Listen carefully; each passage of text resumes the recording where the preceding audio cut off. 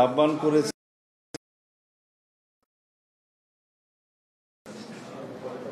একটা বিভ্রান্তি সৃষ্টি হয়েছে বা করার চেষ্টা করেছে আমার একটি বক্তব্য নিয়ে। গতকালকে একটি রাজনৈতিক দলের পক্ষ থেকে প্রেস কনফারেন্সে বিভিন্ন বিষয়ে বক্তব্য দেওয়ার সময় আমার একটা বক্তব্যের প্রসঙ্গ টেনে আমাকে ক্ষমা চাওয়ার জন্য তারা আহ্বান জানিয়েছে। আমি এটাকে স্বাগত জানাই। এইভাবেই রাজনৈতিক চর্চা হওয়া উচিত, গণতান্ত্রিক চর্চা হওয়া উচিত। যথেষ্ট সম্মানের সাথেই তারা কথাগুলো বলেছেন। তা আমি মনে করেছি এই বিষয়টা পরিষ্কার করা দরকার। গতকালকে সকালে শহীদ রাষ্ট্রপতি জিয়াউর রহমানের মাজারে আমাদের একটি সংগঠনের পক্ষ থেকে জিয়ারত এবং পুষ্পমাল্য অর্পণের একটা অনুষ্ঠানের পরে আপনাদের সাথে কথা বলার সময় আপনাদের প্রশ্নের উত্তরে আমি কিছু কথা বলেছিলাম। সেটা আমি আমার ভিডিওটা দেখে আবার এখানে প্রিন্ট করেছি,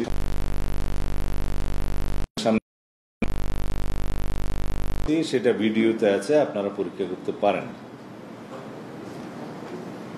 গত শুক্রবার জুলাই জাতীয় সনদের ঐতিহাসিক স্বাক্ষর অনুষ্ঠানকে কেন্দ্র করে অনুষ্ঠানের আগে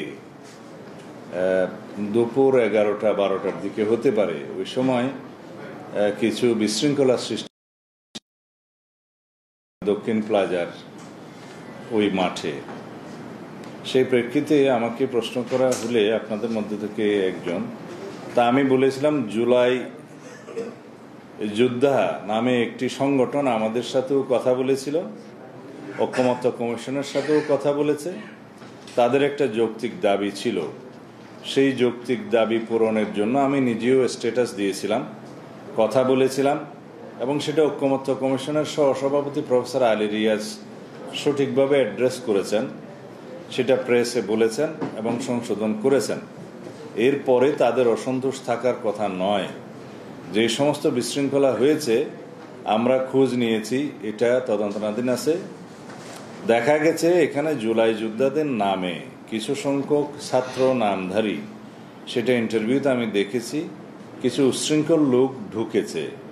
সেটা ফ্যাসিস্ট সরকারের ফ্যাসিস্ট বাহিনী বলে আমি মনে করি, এবং আওয়ামী ফ্যাসিস্ট বাহিনী যে এখনো সমস্ত জায়গায় বিভিন্ন ফাঁকফুঁক করে বিশৃঙ্খলা সৃষ্টি করার চেষ্টা করছে সেটা গতকাল দৃশ্যমান হয়েছে। এখানে কোনো জুলাই যোদ্ধা, সঠিক কোনো জুলাই অভ্যুত্থানের সাথে জড়িত কোনো সংগঠন অথবা কোনো ব্যক্তি জড়িত থাকতে পারে না। এটা ছিল আমার সুস্পষ্ট বক্তব্য।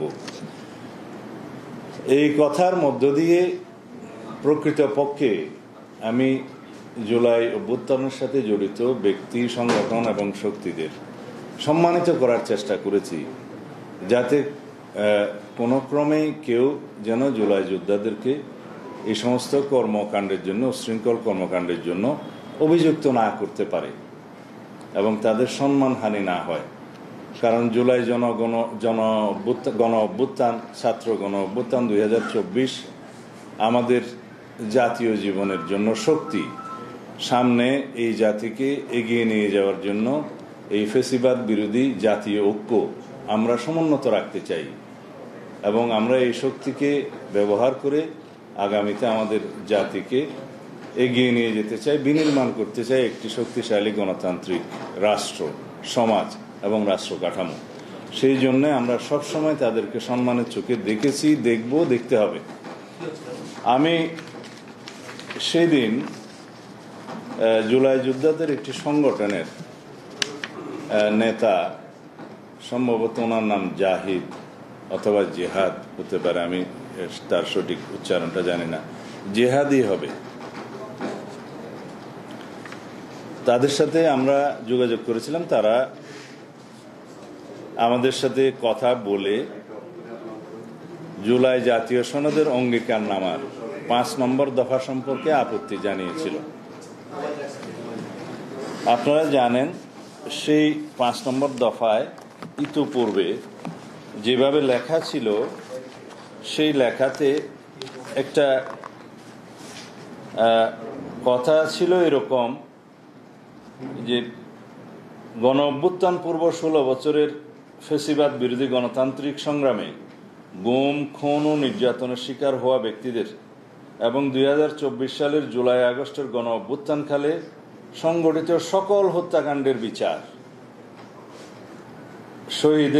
শহীদদের রাষ্ট্রীয় মর্যাদা প্রদান ও শহীদ পরিবারগুলোকে যথোপযুক্ত সহায়তা প্রদান এবং আহতদের সুচিকিৎসা ও পুনর্বাসনের ব্যবস্থা নিশ্চিত করব, এটা অঙ্গীকারনামায়। এইখানে জুলাই আগস্টের গণ অভ্যুত্থানকালে সংগঠিত সকল হত্যাকাণ্ডের বিচার, এই শব্দটা নিয়ে তাদের আপত্তি ছিল। এই শব্দগুলো নিয়ে তারা আশঙ্কা করছিলেন যদি সকল হত্যাকাণ্ডের বিচার করা হয় তাহলে যারা জনপ্রতিরোধের মুখে কিছু সংখ্যক দুষ্কৃতিকারী স্বৈরাচারের দোসর প্রাণ হারিয়েছে তাদের বিষয়ে হয়তো তাদেরকে হত্যার জন্য অভিযুক্ত করা হতে পারে, এই আশঙ্কাটা ছিল। সেই জন্য তাদের অনুরোধের প্রেক্ষিতে এবং আমাদের বিবেচনায় আমি তাৎক্ষণিকভাবে আমার ভেরিফাইড ফেসবুক পেজে অ্যাকাউন্টে আমি একটি স্ট্যাটাস দিয়েছিলাম এবং সেই স্ট্যাটাসটা তাদেরকে আমি তখনই শেয়ার করেছি এবং জাতীয় ঐকমত্য কমিশনের সহসভাপতি প্রফেসর আলী রিয়াজ সাহেবের সাথে কথা বলে তাকেও শেয়ার করেছি এবং তিনি আমার মতামতের সাথে একমত পোষণ করে বললেন যে আমি তাদের সাথে কথা বলছি এবং তাদেরকে সংশোধন করার জন্য এই অঙ্গীকারনামার 5 নম্বর দফাটা আশ্বস্ত করেছে এবং করে প্রেসে কথা বলে তাদেরকে আমরা জানাবো, এই কথা আমাকে প্রফেসর আলী রিয়াজ সাহেব জানালেন। আমার যে স্ট্যাটাস, সেই স্ট্যাটাসটা আপনারা আমার ফেসবুক অ্যাকাউন্টে গেলেও পাবেন। তারপরেও আপনাদের এখনই যেহেতু আপনাদের সামনে কথা বলছি 1 মিনিট সময় নেব সেটা বলার জন্য। আমি এইভাবে লিখেছিলাম, জুলাই জাতীয় সনদের 5 নম্বর দফা নিম্নলিখিতভাবে সংশোধিত হওয়া উচিত বলে আমি মনে করি।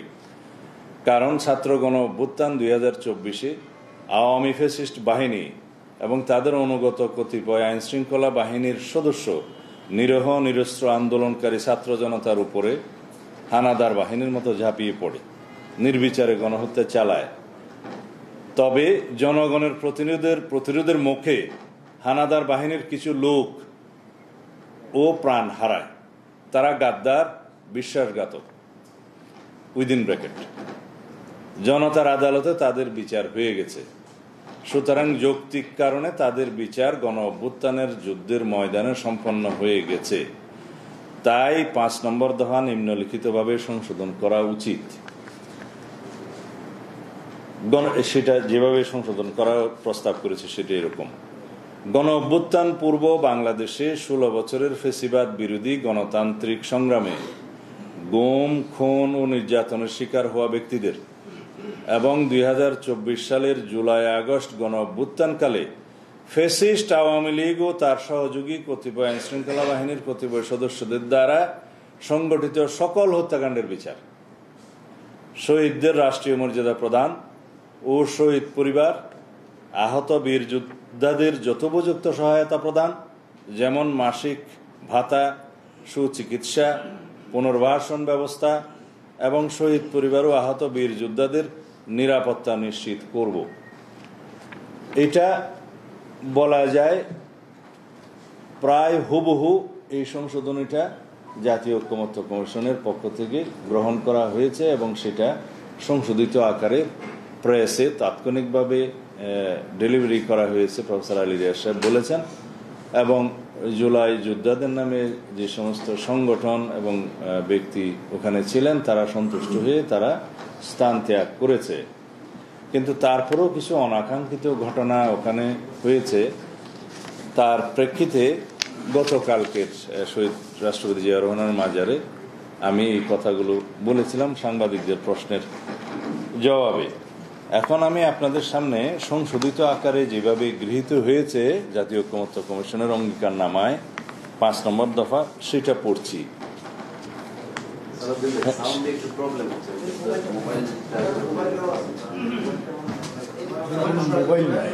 দূরে আছে।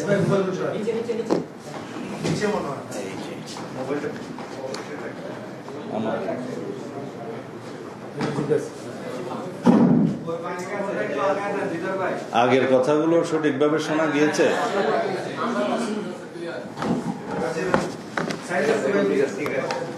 আমি জাতীয় ঐকমত্য কমিশনের কাছ থেকে চেয়ে নিয়েছি সংশোধিত আকারে যেভাবে 5 নম্বর দফা অঙ্গীকারনামার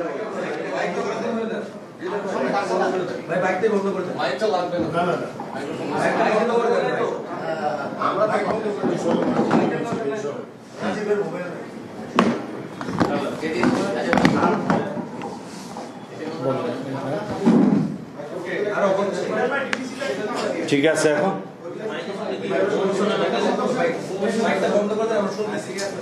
মাইক বন্ধ লাগবে না, মাইকে বলে না, ঠিক আছে? মাইক বন্ধ করে দেবো? না না না, মাইক চালাবে না, আবার সব শুনে দেখবো। আজকে সকালে আমি জাতীয় ঐকমত্য কমিশনের মাইকটা বন্ধ করে দিই। আজকে এখন ঠিক আছে?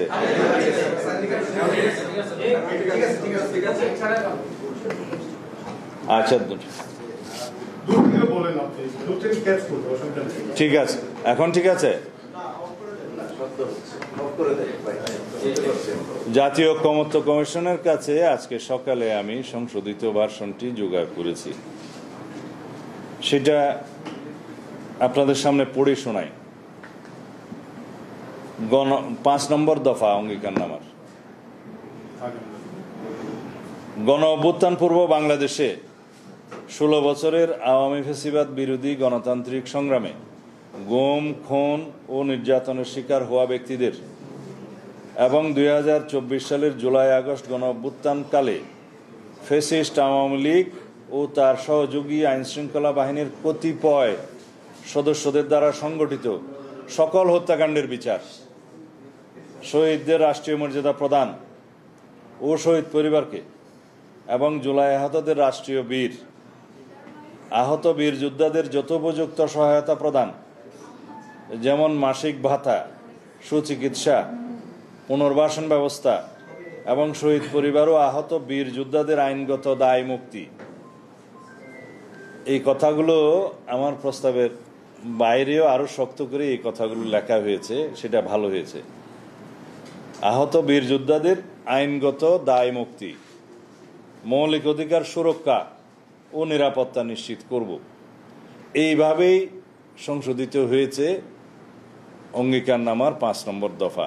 সেটা জাতীয় ঐকমত্য কমিশনের সহসভাপতি প্রফেসর আলী রিয়াজ সাহেব তাৎক্ষণিকভাবে প্রেসে এই সংশোধিত বক্তব্যগুলো তিনি দিয়েছিলেন। তারপরে তারা সন্তুষ্ট হয়ে স্থান ত্যাগ করেছেন। এখানে অবশ্য একটা শব্দ রিপিটেশন হয়েছে, আমি খেয়াল করলাম এই ভাষার মধ্যে, হয়তো তাড়াহুড়োতে করেছে, বাট এটা হার্মফুল নয়। তা আমার বক্তব্য হলো, জুলাই গণ অভ্যুত্থানের, ছাত্র গণ অভ্যুত্থান 2024-এর ভূমিকা আমাদের জাতীয় জীবনে একটি লিডিং ফোর্স, ড্রাইভিং ফোর্স, আমাদের জাতিকে এগিয়ে নিয়ে যাওয়ার জন্য একটি শক্তি, আমাদের ফ্যাসিবাদ বিরোধী জাতীয় ঐক্য। এর মধ্যে কোনো রকমের কোনো কলঙ্ক, দাগ স্থাপন হোক, সেটা আমরা কখনোই চাইতে পারি না। যে কোনো বিষয়ে বক্তব্য দেওয়ার সময় আমরা যেন এই বিষয়ে সাবধানতা অবলম্বন করে আমরা নিজেরা এবং সবাইকে সে আহ্বান জানাবো। এই প্রেক্ষিতে বাংলাদেশ জামায়াত ইসলামের সম্মানিত আমির একটি স্ট্যাটাস দিয়েছে, আমি দেখলাম। তাতেও তিনি আহ্বান জানিয়েছেন যে জুলাই যোদ্ধাদের ফ্যাসিবাদের দূষণ নামে অবহিত করে বক্তব্য দেয়া উচিত নয়।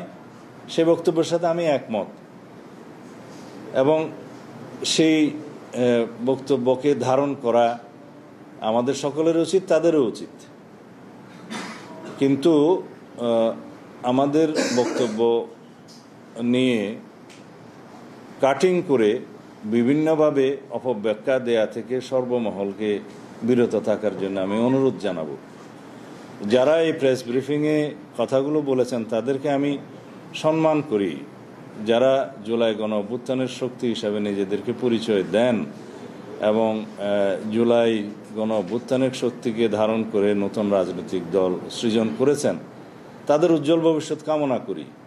কারণ জাতীয় জীবনে আমরা মনে করি এই নতুন প্রজন্মের নেতৃত্বকে আমাদেরকে এগিয়ে দিতে হবে এই জাতির প্রয়োজনে। তারাই ভবিষ্যতের রাষ্ট্রনায়ক, তারাই ভবিষ্যতে এই রাষ্ট্র পরিচালনা করবে। গণতান্ত্রিকভাবে বাংলাদেশকে এগিয়ে নিয়ে যেতে তাদের অবদান অপরিসীম এবং ভবিষ্যতেও তারা সেই গণতান্ত্রিক চর্চাকে অব্যাহত রাখবেন বলে আমি বিশ্বাস করি। এটাই ছিল আমার বক্তব্য। আমি আপনাদেরকে আজকে কষ্ট দেওয়ার জন্য দুঃখ প্রকাশ করছি।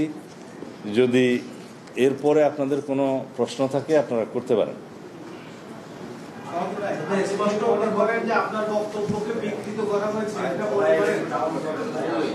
আমি মনে করি না বিকৃত করা হয়েছে, তবে আংশিক বক্তব্যটা কাট করে তারা কথা বলেছে বলে আমার মনে হয়। কারণ আমি আমার বক্তব্যের শেষ লাইনে বলেছি যে ওখানে কোনো জুলাই যোদ্ধা, সঠিক কোনো জুলাই অভ্যুত্থানের সাথে জড়িত কোনো সংগঠন অথবা ব্যক্তি ওই বিশৃঙ্খল ঘটনার সাথে জড়িত থাকতে পারে না, মানে জড়িত থাকতে পারে বলে আমি বিশ্বাস করি না। আপনারা নিশ্চয়ই দেখেছেন, কয়েকটা ভিডিওতে আমি দেখেছি, একটা ছেলে জুলাই নামে একটা গেঞ্জি গায়ে দেওয়া ছিল, তারা একটা পুলিশের ব্যারিকেড নিজে নিজেই সরাচ্ছে এবং দফাস করে পড়ে যাচ্ছে একটা ইটের উপরে নিজে নিজে, এবং শেষে কয়েকজন ধরে বলল যে এই হয়েছে সেই হয়েছে। আর একজন ছেলে দেখলাম যে নিজে নিজেই পড়ে গিয়ে বলছে যে আহত হয়েছে এবং তার পায়ে সিটি স্ক্যান লাগবে, এবং বলছে যে সে এসএসসি পাস করছে এমসি কলেজ থেকে সিলেট। তো এই বক্তব্যগুলো আসলে বয়সের কারণে অনেকে আবেগে হয়তো অনেক কথা বলেছে, আমি সেটা নিয়ে ক্রিটিসাইজ করতে চাই না। আমি শুধু আহ্বান জানাবো যে আমাদের তরুণ প্রজন্ম যারা জুলাই গণ অভ্যুত্থানের সাথে জড়িত, যারা জীবন দিয়েছে, গুলির মুখে দাঁড়িয়েছে, তাদের সামান্য কিছু ভুল ত্রুটি থাকতেই পারে। সেটা আমরা রাজনীতিতে যেহেতু অনেক দিনের আমাদের অভিজ্ঞতা, আমরা সেই দৃষ্টিকোণ থেকে দেখি এবং আশা করি তারা এই সমস্ত ভুলভ্রান্তি থেকে মুক্ত হবে ভবিষ্যতে, এবং জুলাই গণ অভ্যুত্থানকে যাতে আমরা মানে কলঙ্কমুক্ত রাখতে পারি সেইভাবে তারা ভূমিকা রাখবেন। তারা আমাদের সন্তানের মতো, তারা কিছু কিছু ভুলভ্রান্তি করতেই পারে, সেটাকে আমরা এত সিরিয়াসলি নেই না। তাদেরকে সংশোধন হওয়া এবং তাদের অভিজ্ঞতা অর্জন করা এখনই সময়।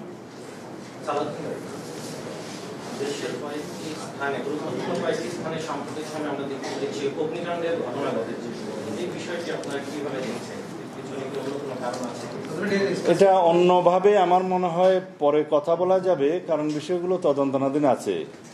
সরকারও সম্ভবত একটা তদন্ত টিম করেছে, তাদের ফাইন্ডিংস কি আসে দেখা যাক। তবে আমার মনে হয় কিছু কিছু ঘটনা একই সূত্রে গাথা, যে দেশে একটা অস্থিরতা সৃষ্টি করার জন্য হয়তো বা এগুলো করে থাকতে পারে কোনো কোনো গোষ্ঠী, তার সাথে হয়তো পতিত ফেসিবাদের দোসররা এবং পতিত ফেসিবাদ জড়িত থাকতে পারে। তবে সেটা তদন্ত করার আগে বলা যাবে না। ধন্যবাদ।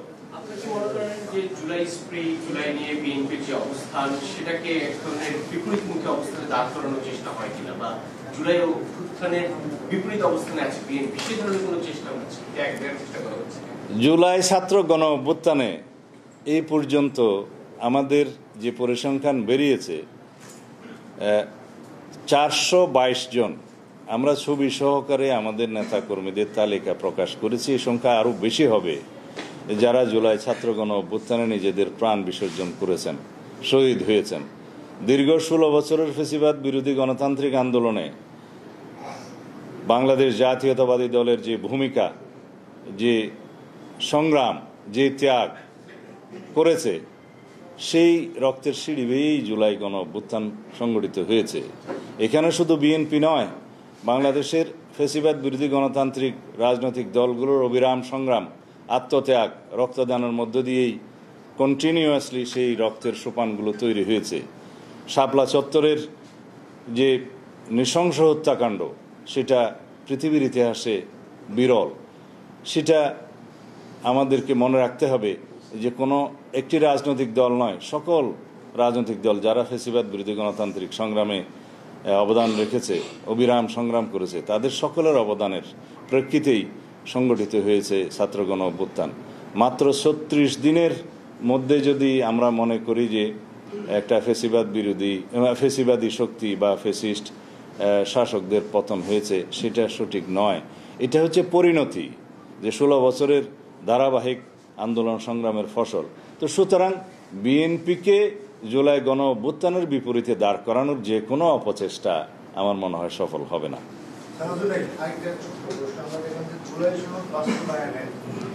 বিশেষ আদেশে গণভোটের চিন্তা করছে কমিশন, এই ধরনের খবর এসেছে।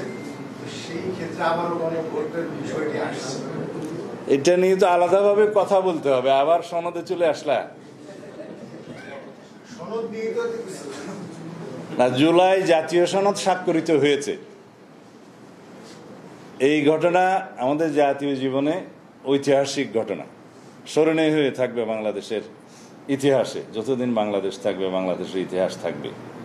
এই জুলাই জাতীয় সনদ বাস্তবায়ন সংক্রান্ত যে কোনো প্রক্রিয়া, যেগুলো আমরা একমত হয়েছি, বা কেউ কেউ গণভোটের তারিখ নিয়ে হয়তো বিভিন্ন রকমের প্রস্তাব আছে, এগুলো প্রক্রিয়া, কিন্তু বাস্তবায়ন হবে। পরবর্তী জাতীয় সংসদ সেই প্রস্তাবগুলো গ্রহণ করতে যাতে বাধ্য থাকে, সেজন্য গণভোটের প্রস্তাব আমরা করেছি। কেউ কেউ বলছে যে গণভোটে রাজি হয়েছে, নয়, সেটা আমারই প্রস্তাব ছিল, আমাদের পক্ষ থেকে প্রস্তাব ছিল যে সার্বভৌম জনগণের সম্মতি নেওয়া প্রয়োজন।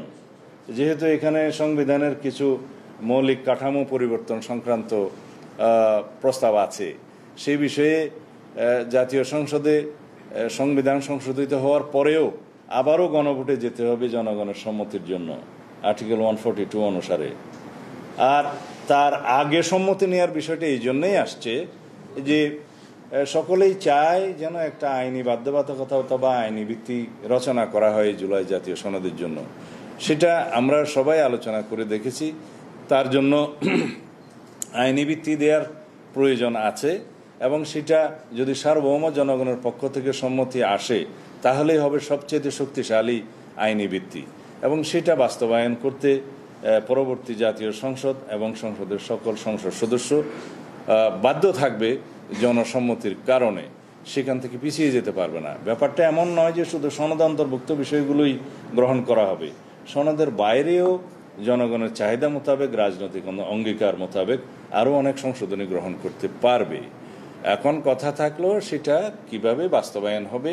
গণভোট অনুষ্ঠিত হবে, এবং সেই গণভোটের জন্য তার আগে একটি সরকার প্রজ্ঞাপনের মাধ্যমে সনদটাকে প্রকাশ করবে, গেজেটের মাধ্যমে প্রকাশ করবে, সেখানে এই কথাগুলো ব্যক্ত থাকবে।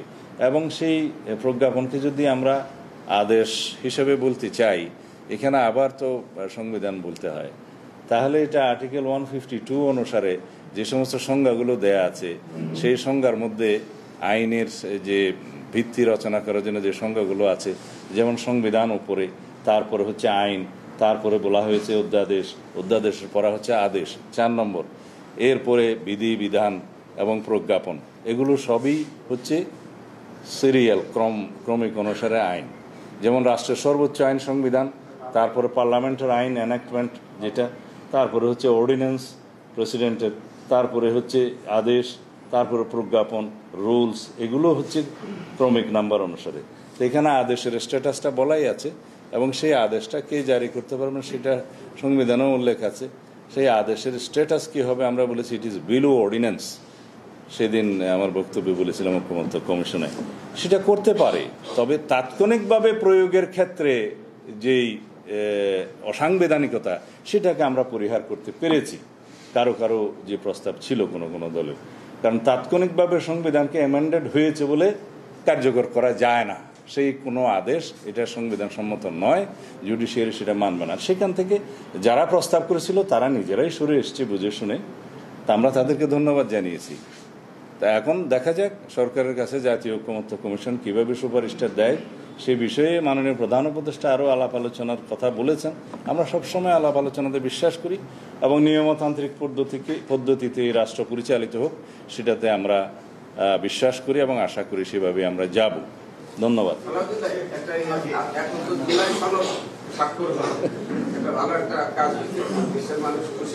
তবে এই নির্বাচন নিয়ে এখন কোনো সংশয় সন্দেহ আছে? নির্বাচন তো সঠিক সময় আচ্ছা, আমি পাল্টা প্রশ্ন করি, এখন পর্যন্ত কোনো রাজনৈতিক দল কি বলেছে ফেব্রুয়ারিতে নির্বাচন চায় না? জানা থাকলে বলুন। সবাই বলেছে ফেব্রুয়ারিতে নির্বাচন হতে হবে, ফেব্রুয়ারির প্রথমার্ধে। তো তাই যদি হয় তাহলে সংশয় থাকবে কেন? আন্দোলন থেকে তো এই সংশয় তৈরি দাবি দেওয়া, রাস্তায় নামা, আন্দোলন করা, পিয়ার ইস্যু আসতেছে বা গণভোটের ইস্যু আসছে, কবে হবে? গণতান্ত্রিক চর্চা, এই গণতান্ত্রিক চর্চার জন্যই তো আমরা জীবন দিয়েছি। রাজপথে বিভিন্ন দাবি দেওয়া নিয়ে কথা বলবে, জনমত তৈরি করার চেষ্টা করবে এবং গণতান্ত্রিক পদ্ধতিতে তারা আন্দোলন করবে, সংগ্রাম করবে। এই দাবির জন্য তো আমরা জীবন দিয়েছি। সেটা চর্চা থাকবে, আলাপ থাকবে। ধন্যবাদ। আর প্রশ্ন না, মূল বিষয়টাকে ফোকাস করেন। মূল বিষয়টাকে